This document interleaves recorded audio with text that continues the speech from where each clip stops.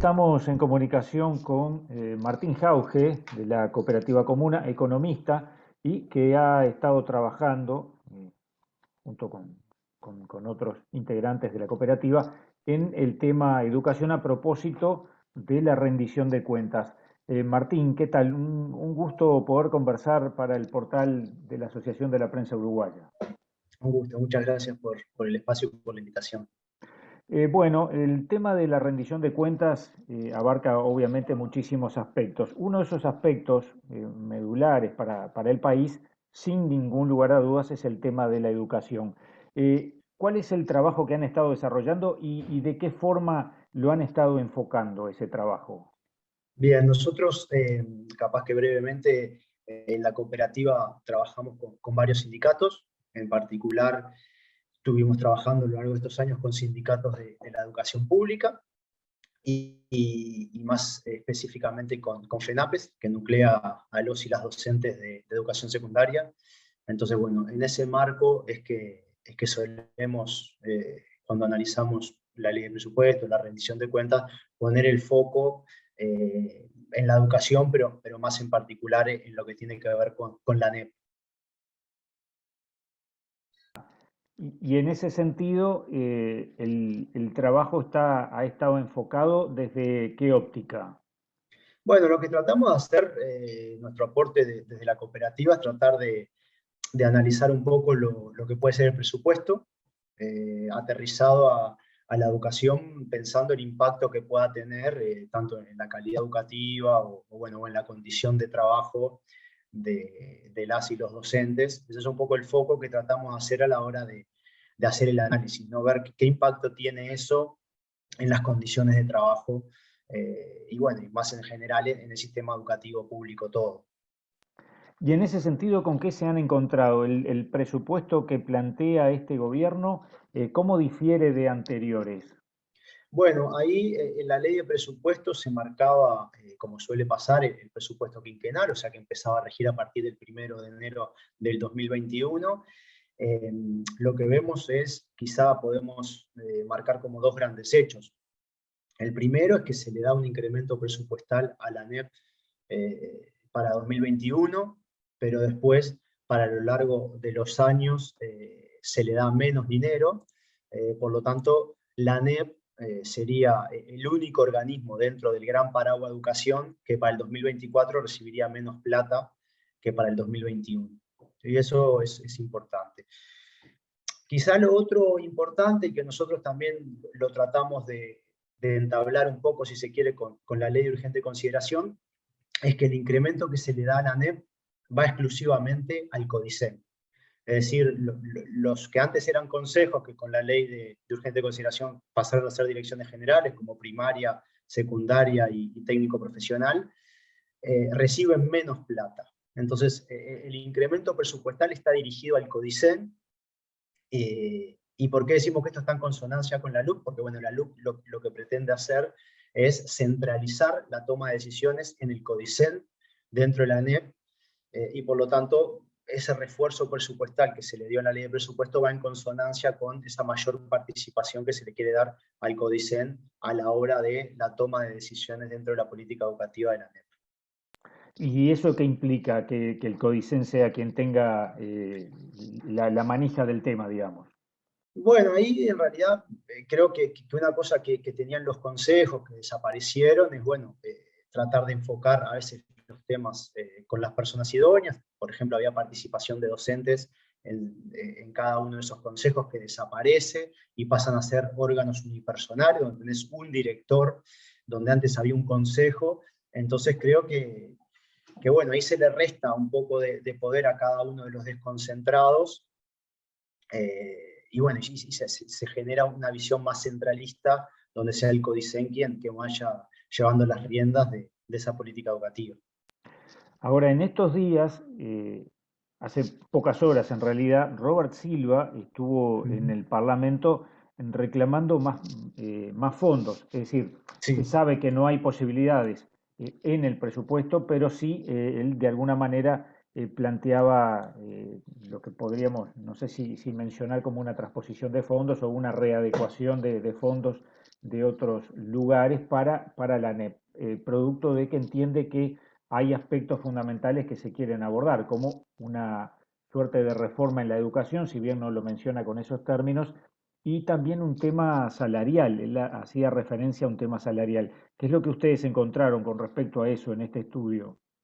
Bien, ahí hay dos cosas. Una que es como al inicio de tu pregunta, que es bueno de resaltar, que es como más legal, que es eso, o sea, como el Poder Ejecutivo a la ANEP le asigna 0 pesos, eso está bueno que quede claro, o sea, la ANEP no tiene ningún artículo en la rendición de cuentas, ni de plata ni sin costo, o sea, no se menciona ningún artículo que haga referencia a la ANEP.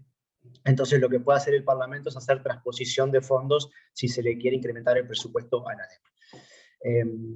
Con respecto a lo que tú decís, bueno, la ANEP tiene la autonomía de enviar su propio mensaje presupuestal, que el Parlamento obviamente no lo toma más que como una consulta, o sea, no está obligado a hacer nada, pero sí la ANEP puede mandar su mensaje presupuestal, y ahí creo que es interesante resaltar dos cosas.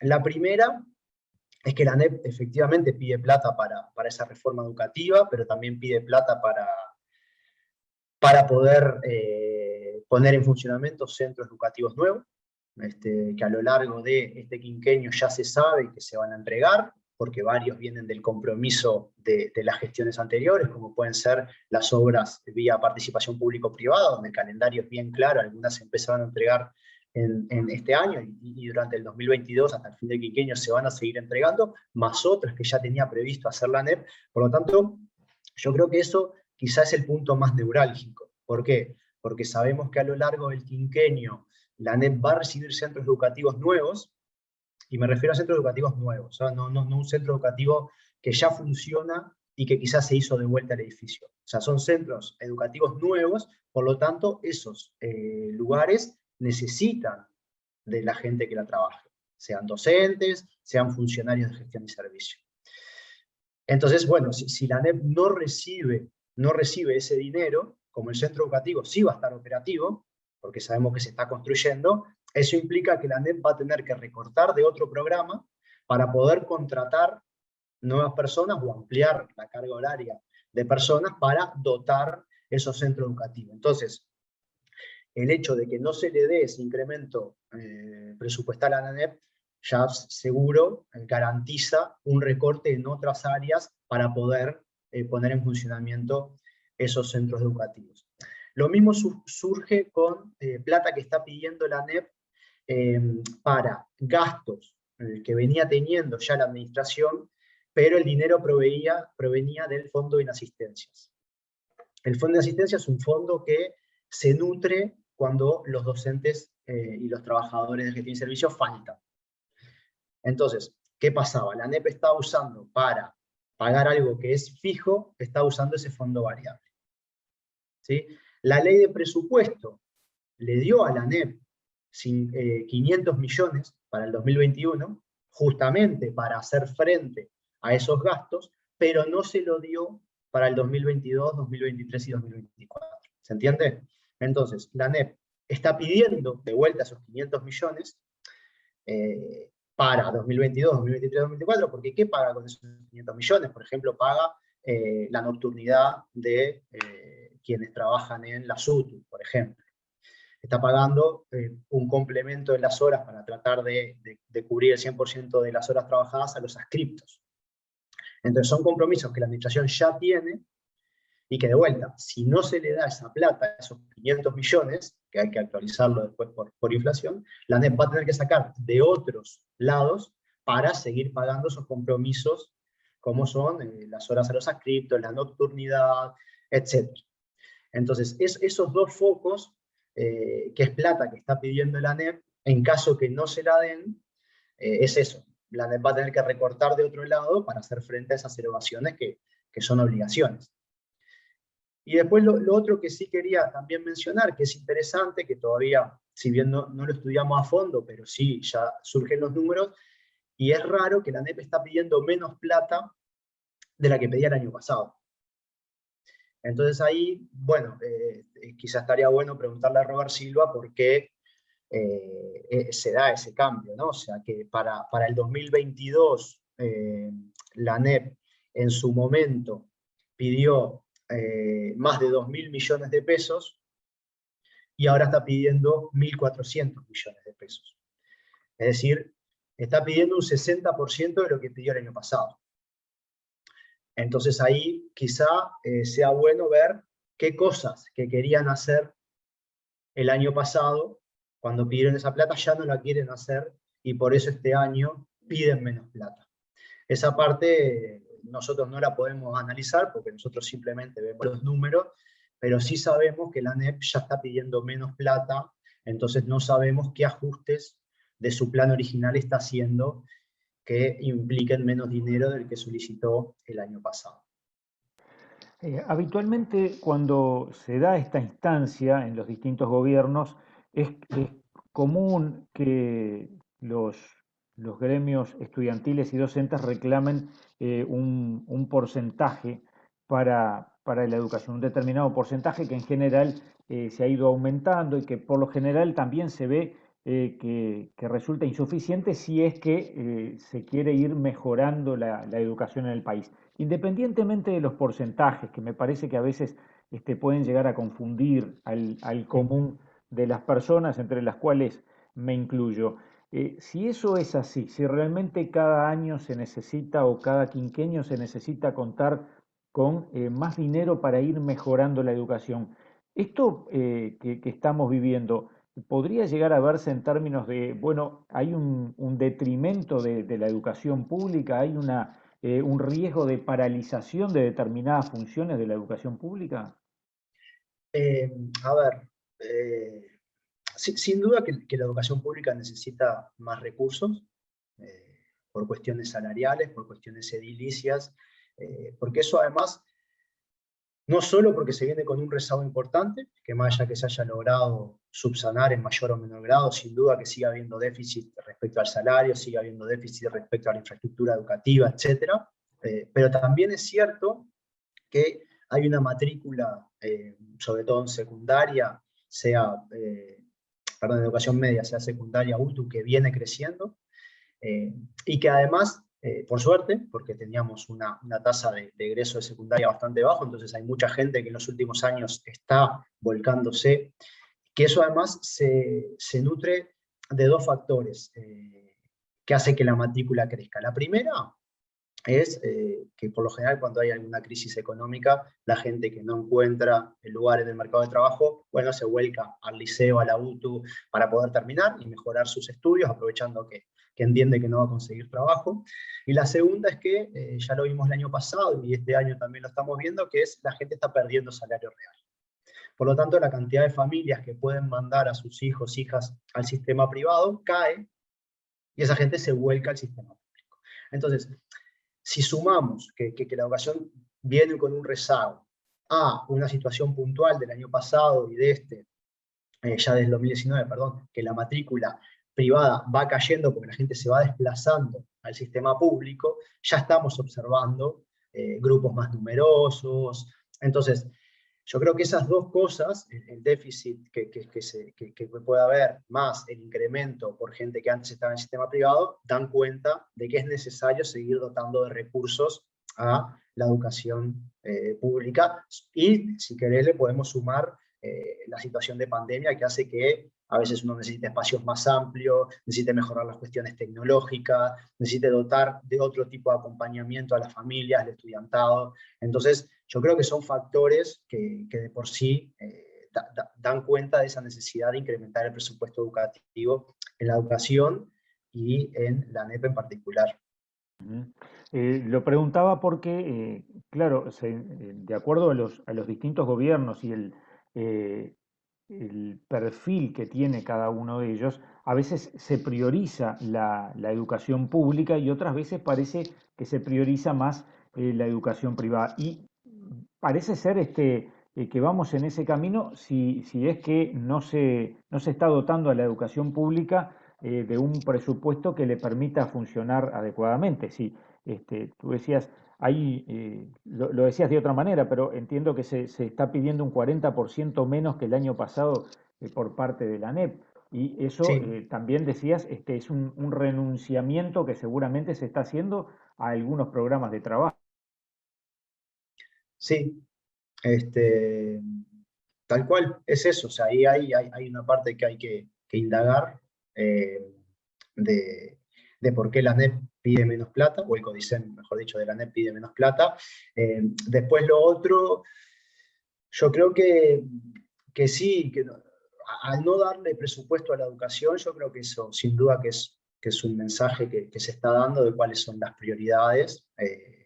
Y bueno, en este caso, sabiendo que la matrícula viene aumentando, sobre todo en media, y tendería a seguir aumentando, bueno, es fundamental eh, tener mayores recursos. Ahora, después uno ve el presupuesto, por ejemplo, de secundaria, y secundaria tiene menos dinero este año con respecto al año pasado.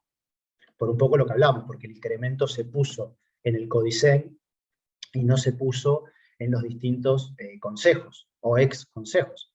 Entonces, está bien, si uno mira la foto, dice, bueno, la NEP tiene más dinero respecto al 2020. Ahora, si uno pone la lupa, dice, bueno, secundaria y UTU están recibiendo menos dinero, siendo que en esos dos sectores de educación media es donde la matrícula sí se está incrementando. Entonces, está bueno analizar un poquito y rascar bueno, para entender la problemática y no quedarnos solo con el número grueso de si es más o menos plata, sino hasta hacia dónde incluso está siendo dirigido ese dinero. Sí, por otro lado, no sé si es correcto este análisis, pero lo que suceda en educación media va a impactar después en la matrícula universitaria, ¿no? Sin duda, o terciaria en general, pero sí, sin duda. O sea, ahí tenemos también otro resalto importante. Uruguay tiene una tasa baja de egreso de secundaria, de media, perdón, y por lo tanto una baja tasa de ingreso, sea universitario, sea terciario, todo. Entonces, sin duda, fortalecer eso te permite el día de mañana pensar en más personas llegando a carreras terciarias.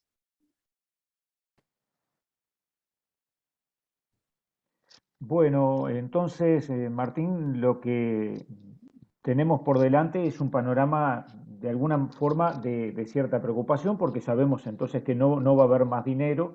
El dinero que pueda manejarse será el que surja de algún otro organismo, tal vez, o del mismo organismo, pero a su vez dejando de lado algunas actividades. Este es el panorama de alguna forma que tenemos planteado para este quinquenio.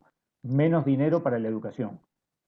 Sí, sin duda es un panorama un poco desalentador, por esto que veníamos hablando, de que el Poder Ejecutivo le está dando cero peso a la NEP.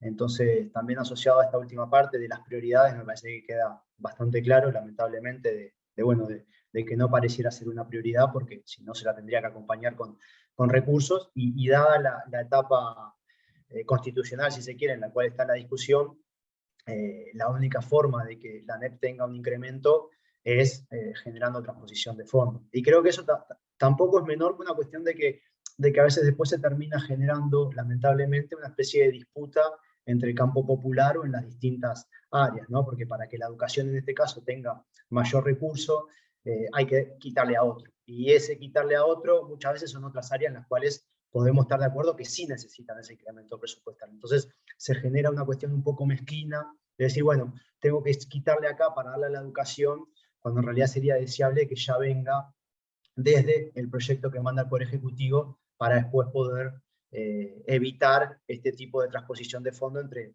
aspectos que son igualmente válidos y necesarios. Eso que tú decías al final es lo que de alguna manera también está pasando con el área de vivienda y el Instituto de Colonización, ¿no? Donde se está Exacto, tratando de sacar de un lugar para destinar a otro y en definitiva los dos quedan desvestidos. Pero bueno, exacto. en todo caso ese será un tema que abordaremos en otra instancia. Martín Jauge, te quedamos muy agradecidos desde portalapu.uy. A ustedes por la invitación. Muchas gracias.